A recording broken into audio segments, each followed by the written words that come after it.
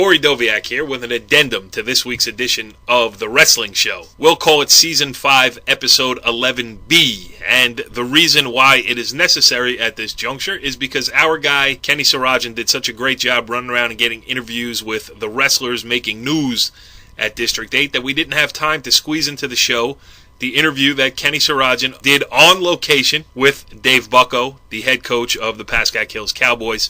Coach Bucco was named the Coach of the Year at District 8, and not to slight anybody, it was an oversight on the wrestling show's behalf, so we're making good for it now. So sit back, buckle in, and listen to Quesadilla Kenny go one-on-one with Pascack Hills coach Dave Bucco.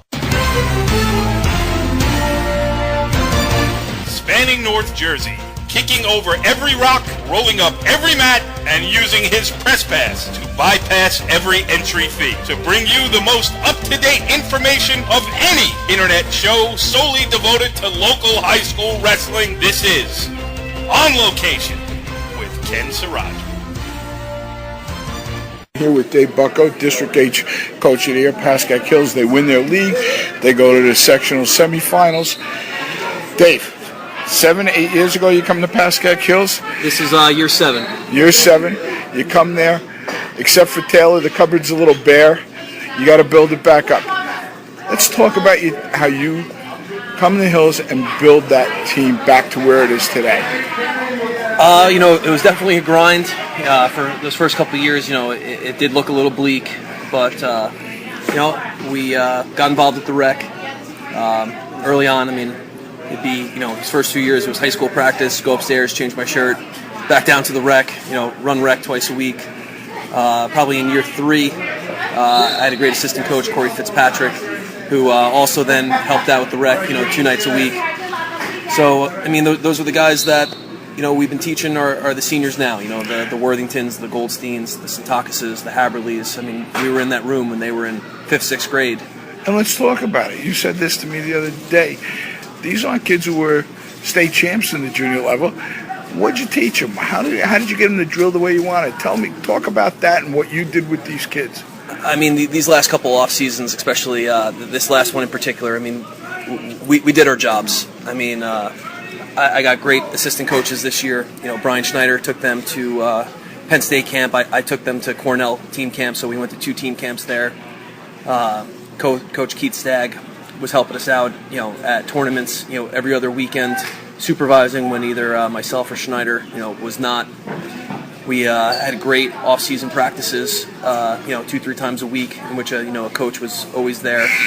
And there was basically a 3-week stretch where we went to Cornell, came home for a day, or came home for a couple days, then they left for Penn State, came home for Penn State, then we went to the Riverdale Duels.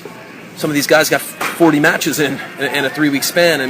We really advanced them a couple seasons. How'd you do this after getting married and having a baby on the way? I don't stay and do the rec anymore now that I have the baby in our lives. But it wasn't easy. We have great parents at Pascack Hills. I can't say enough about the support systems that our guys have at their homes. Their fathers, mothers, they're all on board. Spending money for the team camps, driving them to places, getting them to go to clubs.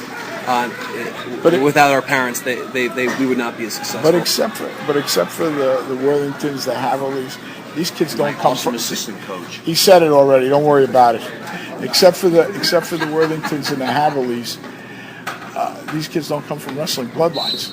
Yeah, it's almost kind of like nowadays. If your kids are too good in 8th grade, they kind of get recruited elsewhere. So we did get a little lucky in a sense that none of our guys were that noticed. Yeah, we're that noticed. None of those guys ever. Mike Worthington didn't make it to rec regions or rec states. Nobody on our team has a rec state medal, but they bought into the program. It's what you taught them. Along with their club coaches, along with the support of their parents, along with our assistant coaches. It's definitely not a solo effort there, but they bought into the program. They come to work. We have fun. We have a lot of fun in that room, most importantly, and the kids want to be there. What's next for the Pascack Hills program? I think a lot of people are going to think that we're going to be a little down next year, kind of graduating, 5 seniors, four pretty big hammers, so to speak. But I do have a lot of confidence that we're going to have a very good dual meet team next year. I'm not necessarily sure we're going to have the firepower to be in the top 2, top 3 in the districts like we were this year, but I do think we're going to be able to run out 13, 14, above average, very tough wrestlers that know how to win dual meets. We definitely learned our lesson this year in terms of getting bonus points, avoiding bonus points, winning big matches in big spots. These guys are battle tested. What about what's next for Dave Bucco? Is he looking for bigger things? No. I mean, as long as I'm teaching at Pascack Hills, I'm coaching at Pascack Hills.